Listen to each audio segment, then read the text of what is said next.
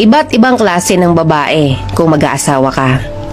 Kapag nag-asawa ka ng babaeng independent at business-minded, accept the fact na hindi niya maaasikaso ang bahay niyo 24/7.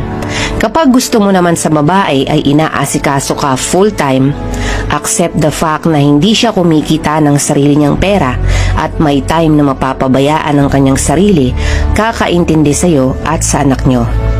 Kapag gusto mo ng babaeng makinis, maputi, at chicks na chicks, accept the fact na kapag inasawa mo yan, kailangan mong sagutin ang lahat ng expenses niya sa beauty products to maintain her beauty.